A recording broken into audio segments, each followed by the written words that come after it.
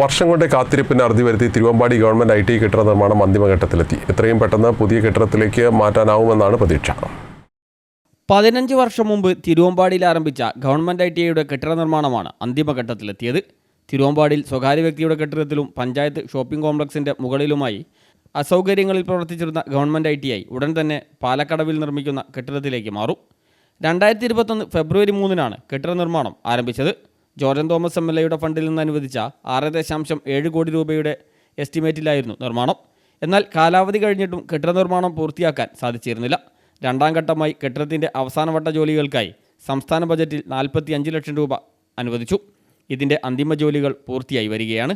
കോടതി ഉത്തരവിനെ തുടർന്ന് വാടക കെട്ടിടത്തിൽ നിന്ന് ക്ലാസുകൾ ഉടനെ മാറ്റേണ്ട സാഹചര്യവുമുണ്ട്. പുതിയ കെട്ടിടത്തിലേക്ക് എത്താനുള്ള പഞ്ചായത്ത് റോഡിന് 4 മീറ്റർ മാത്രമാണ് വീതി. ഒരു വാഹനത്തിന് സൈഡ് കൊടുക്കാനുള്ള സൗകര്യം പോലുമില്ല.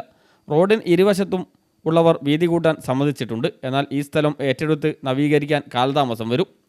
ജൽജീവൻ മിഷൻ പദ്ധതിക്ക് വേണ്ടി നിലവിലുള്ള 4 മീറ്റർ റോഡ് വെട്ടിപ്പൊളിച്ചിട്ടത് പലയിടത്തും നന്നാക്കാനും ആയിട്ടില്ല. അടിയന്തരമായി റോഡ് നന്നാക്കാൻ കരാറുകാർക്ക് നിർദ്ദേശം നൽകിയതായി പഞ്ചായത്ത് പ്രസിഡന്റ് ബിന്ദു ജോൺസൺ പറഞ്ഞു. ഉടനെ റോഡ് റീടാർ ചെയ്ത് ഗതാഗത യോഗ്യമാക്കാൻ നടപടി സ്വീകരിക്കും. ഗവൺമെൻറ് ITI കെട്ടിടത്തിന് സമീപം നിർമ്മിച്ച കുഴൽക്കിണറിൽ ധാരാളം വെള്ളമുണ്ടായിരുന്നെങ്കിലും ഇപ്പോൾ വെള്ളമില്ലാത്ത അവസ്ഥയാണ്.